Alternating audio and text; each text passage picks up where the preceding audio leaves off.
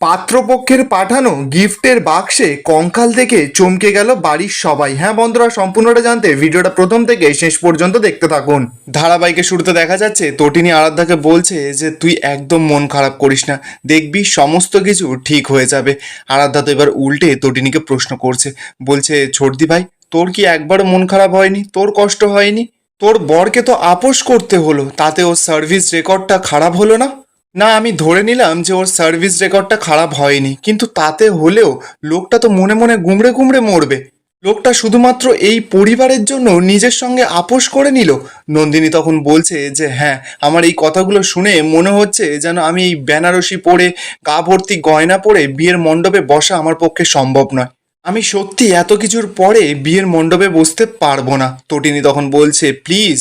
তটিনী তো এবার আরাধ্যার কাছে গেছে, আরাধ্যাকে গিয়ে বোঝাচ্ছে, বলছে যে তুই এখান থেকে চলে যা এখন আরাধ্যা। আরাধ্যা তো এবার কি করবে, চুপ করে দাঁড়িয়ে আছে। তটিনী তো এবার নন্দিনীর কাছে যায়, নন্দিনীকে গিয়ে বলছে আর একটু পর ওনারা সকলে চলে আসবে, এখন এইসব কথা থাক না, এইসব কথার এখন কোনো মানেই হয় না। এইসব কথা বলে তটিনী তো এবার ওখান থেকে চলে যাচ্ছিল। ঠিক তখনই তো তটিনীর সামনে পরশুরামের দেখা হয়ে যায়। তটিনী তো এবার পরশুরামকে সঙ্গে সঙ্গে গিয়েই জড়িয়ে ধরে। পরশুরাম তো তটিনীকে বলছে যে কি হলো? তটিনী তখন কাঁদতে কাঁদতে বলছে যে আমাকে না ক্ষমা করে দিও। আমি জানি না আমার পরিবার তোমার কাছে কৃতজ্ঞ থাকবে কিনা, কিন্তু আমি সারা জীবন তোমার কাছে কৃতজ্ঞ থাকবো যে তুমি একটা ছোট্ট আপোস করেছো, তাতে হয়তো আরাধ্যা ভালো থাকবে, দিদি ভালো থাকবে, সকলে ভালো থাকবে, কিন্তু আমার বরটা একদম ভালো থাকবে না। আমি জানি তোমার কোথায় কষ্ট হচ্ছে, আমি সমস্ত কিছু বুঝতে পারি, আমাকে প্লিজ তুমি ক্ষমা করে দাও। এই বলেই তো তটিনী খুব জোরে জোরে কাঁদছে। পরশুরাম তো এবার তটিনীকে বোঝাচ্ছে, তটিনীকে বলছে যে দূর পাগল, তুমি কি আমার কাছে ক্ষমা চাওয়ার এই নাকি? তুমি তো আমার বউ, তোমার জন্য না আমি সমস্ত কিছু করতে পারি, তুমি একদম আমার থেকে ক্ষমা চাইবে না। একটু পরেই ছেলের বাড়ি থেকে লোকজন আসবে, আমরা সকলে মিলে গল্প করব, লাট্টু পিকু সকলে ওখানে থাকবে, একটা সুন্দর পরিবেশ তৈরি হবে। এই বাড়িতে শুধুমাত্র মিসিং ছিল সুখটা, সারাক্ষণ শুধু ছিল অশান্তি, দুর্যোগ, সবার সঙ্গে মানুষের ঝামেলা। আর শুধু এই বাড়ি কেন, প্রতিটা মানুষ লড়াই করছে, প্রতিটা মানুষ নিজেদের বাঁচিয়ে রাখার জন্য লড়াই করছে। আর আজ থেকে না এই পরিবারের লড়াই পুরোপুরি বন্ধ। ঠিক তখনই তো সেখানে সত্যজিৎ চলে আসে। সত্যজিৎ এসেই পরশুরামকে বলছে যে থ্যাংক ইউ জামাই, তোমার উপার্জনটা হয়তো কম, কিন্তু তোমার হৃদয়টা না অনেকটা বড়। তোমার ফ্ল্যাটটা হয়তো 600 স্কোয়ার ফিটের, কিন্তু তোমার এই যে হৃদয়টা 6,000 কেন, 6,00,000 ফুটের। আর পিতা হিসেবে তো আমি এটাই চেয়েছিলাম। তুমি বিশ্বাস করো, নন্দিনীকে না আমি একদম কষ্টতে দেখতে পাচ্ছিলাম না, ওকে সংসারে ভরিয়ে দিতে চেয়েছিলাম। তাই শ্বশুরমশাই হয়ে আমি স্বার্থপরের মতন তোমার কাছে না অনেক বড় বড় বায়না করে ফেলেছি। আচ্ছা, আমি তো তোমারও বাবা হতে পারতাম, তুমি ভাবো না যে একজন বাবা তার সন্তানের কাছে বায়না করছে। আর তুমিও কিন্তু একজন সন্তানের মতন আমার সমস্ত কথা রেখেছো। Thank you very much, thank you. আর এই সত্যজিৎ না তোমার কাছে সারা জীবন কৃতজ্ঞ হয়ে থাকবে। আচ্ছা ঠিক আছে, যাই, আমি এখন চলি, সমস্ত কাজ ওদিকে বাকি আছে। এই বলেই সত্যজিৎ যখন চলে যেতে যাবে, পরশুরাম তো সত্যজিৎকে বলছে যে না না, তোমাকে একদম একটাও কাজ করলে চলবে না, আমরা আজকে সমস্ত কাজবাজ করব। আচ্ছা আপনি একটা কাজ করুন তো, আপনি এখন গিয়ে ধুতি পাঞ্জাবি পরে আসুন। ধুতি পাঞ্জাবি পরে এসে ছেলের বাবার সামনে ক্যাড হয়ে বসে থাকুন। তারপর কি হবে, আশীর্বাদ টাশীর্বাদ হয়ে যাবে, ব্যাস এটুকুই।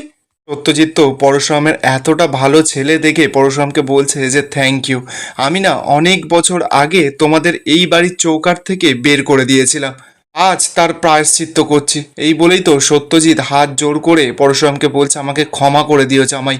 তটিনী তো এবার সত্যজিতের কাছে গেছে, সত্যজিৎকে গিয়ে বলছে যে ড্যাডি, তুমি এইভাবে হাত জোর করে ক্ষমা চাইছো কেন? তুমি একদম ক্ষমা টমা চাইবে না। আর আমরা তো সকলে চাই যে দিদি সুখে থাকুক।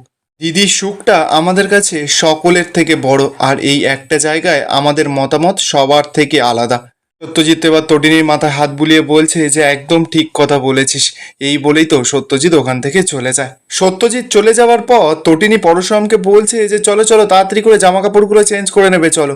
পরশুরাম তখন বলছে যে আমি এখানে জামা কাপড় কোথা থেকে চেঞ্জ করব। তটিনী তখন জানাচ্ছে যে আমি সমস্ত জামা কাপড় তোমার নিয়ে এসেছি সুটকেসে ভরে। পরশুরাম তখন আস্তে আস্তে বলছে যে খুব ভালো করেছো। আচ্ছা তটিনী, তুমি আমাকে একটা কথা বলো তো, যার সঙ্গে যে মানে পাত্রপক্ষ যে আসছে, তার নাম ঠিকানা তুমি কি কিছু চেনো? তটিনী তো এবার অবাক, পরশুরামকে বলছে যে হঠাৎ এরকম প্রশ্ন করছো। পরশুরাম তখন বলছে যে বলো না প্লিজ। তটিনী তখন জানাচ্ছে যে আরে বাবা, আমি তোমাকে সমস্ত কিছু বলবো, আগে তুমি এখান থেকে চলো তো। এই বলেই তো তটিনী পরশুরামকে টানতে টানতে ওখান থেকে নিয়ে চলে যায়। এবার তো দেখা যাচ্ছে সেখানে আয়ুষী এতক্ষণ আড়াল থেকে ওদের সমস্ত কথাগুলো দাঁড়িয়ে দাঁড়িয়ে শুনছিল। অপরদিকে দেখা যাচ্ছে তটিনী তো পরশুরামকে নিয়ে চলে আসছে, সিঁড়ি থেকে নামছে, নেমে মা যেই নিচে আসবে তখনই তো সঙ্গে সঙ্গে দেখা যাচ্ছে সেখানে কাবির, বাবিন আরও সকলে চলে আসে। কাবির তো পরশুরামকে বলছে যে থ্যাংক ইউ থ্যাংক ইউ, এই প্রথমবার জানো তো তোমাকে জামাইবাবু বলে ডাকতে ইচ্ছা হচ্ছে। এই প্রথম তুমি আমার দিদির বর হিসাবে কাজ করেছো, এই জন্য বলছি থ্যাংক ইউ ভেরি মাচ। বাবিন তখন বলছে যে না না, একে থ্যাংক ইউ বলে লাভ নেই। বাবিন তো আবার পরশুরামের কাছে গেছে, পরশুরামকে গিয়ে বলছে যে ও খুব ভালো করে জানে যে ওর ক্ষমতাটা কত দূর। এই যে স্পেশাল ব্রাঞ্চের অফিসার পরশুরাম, এই পরিচয় নিয়ে আর কতদিন বাঁচবে? পুরোটাই তো লোকসান। আর তটিনী কিন্তু এই সম্পত্তির অনেকটাই ভাগ পাবে। আর এই সম্পত্তি যে কত টাকা সেটা ও খুব ভালো করে জানে, তাই জন্য ও কিন্তু একটু কম্প্রোমাইজ করে নিল। ডোডো তো এবার গেছে পরশুরামকে অপমান করতে। ডোডো গিয়ে পরশুরামকে বলছে যে জিজাজি, আপনার গায়ে কিন্তু বেশ জোর আছে, আপনি আমাকে মেরে পুরো সিধে করে দিয়েছিলেন। তবে আপনার গায়ে জোর থাকলে কি হবে, মস্তিষ্কের বুদ্ধিতে কিন্তু আপনি একেবারে গবেট। তটিনীতে এবার চুপ করেছিল, এবার তটিনী মুখ খুলেছে, ডোডোকে বলছে ডোডো, তুমি কিন্তু এখানে নিমন্ত্রিত, তাই জন্য বলছি ভালোই ভালোই ঘরে চলে যাও। তটিনী তো এবার কাবিরের কাছে গেছে, কাবিরকে গিয়ে বলছে কাবির, তুমি কিন্তু এই বাড়ির জামাই। কাবির তখন হাসতে হাসতে বলছে যে হ্যাঁ, যেমন পরশুরাম এই বাড়ির জামাই। আর জানেন তো আমার ড্যাডি না এক্ষুনি চলে আসবে, রেডি হতে গেছে। আমি কিন্তু বলেছি যে ধুতি পাঞ্জাবি পরে আসতে। আমিও কিন্তু আজকে ধুতি পাঞ্জাবি পরবো, আজকে না বেশ সাজবো, খুব সুন্দর করে সাজবো। বীর তো এবার পরশুরামের কাছে গিয়ে বলছে যে নিজের না সীমার মধ্যে থাকুন শিবপ্রসাদ গাঙ্গুলি ওরফে পরশুরাম। পরশুরাম তো এবার রেগে মেগে যখনই নিজের চেম্বারটা পকেট থেকে বের করতে যাবে তখনই তো তটিনী সেটা দেখে পরশুরামের কাঁধে হাতটা দেয়। পরশুরাম তো এবার পুরো শান্ত হয়ে যায়। তটিনী তো এবার পরশুরামকে বলছে যে তুমি চলো, তুমি আমার সঙ্গে ঘরেতে গিয়ে চলো।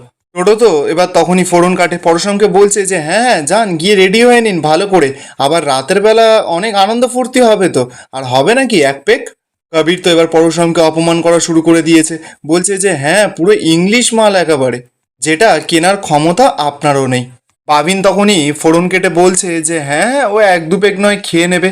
আর তটিনী, তোর বর না এতদিন পর বুঝতে পেরেছে যে ওর আসলে কি করা উচিত ছিল। পরশুরাম তো এত কিছুর পর নিজের রাগটা আর কন্ট্রোল করতে পারছে না, গিয়ে বাবিনের কাঁধে হাত দেয়। তটিনীতে এবার বুঝতে পেরেছে কেসটা গন্ডগোল হবে। তটিনী তখন পরশুরামের কাছে গিয়ে মাথা নেড়ে বলে দেয় যে কিচ্ছু করতে না।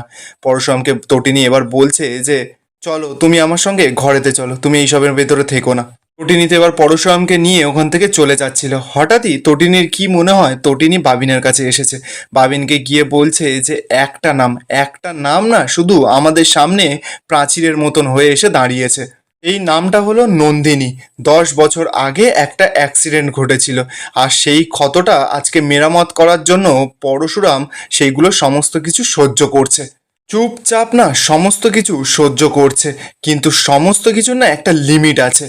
তটিনী তো এবার সকলকে ওয়ার্নিং দিচ্ছে, বলছে যে খবরদার, যদি এই অনুষ্ঠানের মধ্যে কেউ যদি ওকে কিছু করে বা কিছু বলে তাহলে কিন্তু ও হয়তো কিছু করবে না, কিন্তু আমি কাউকে ছাড়বো না। সব কটাকে না চাপকে আমি পুরো সিধে করে দেব। কথাটা সকলে মাথায় রাখবি। এই বলেই তো তটিনী আর পরশুরাম ওখান থেকে চলে যায়। আর এখানেই আজকের এপিসোডটা শেষ হয়ে যায়। আপনাদের কি মনে হচ্ছে, পরশুরাম কি নিজে আবার ফর্মে ফিরে আসতে পারবে? কমেন্টে আপনাদের মতামত অবশ্যই জানাবেন। আর ভিডিওটা ভালো লেগে থাকলে চ্যানেলটা সাবস্ক্রাইব করে যাবেন।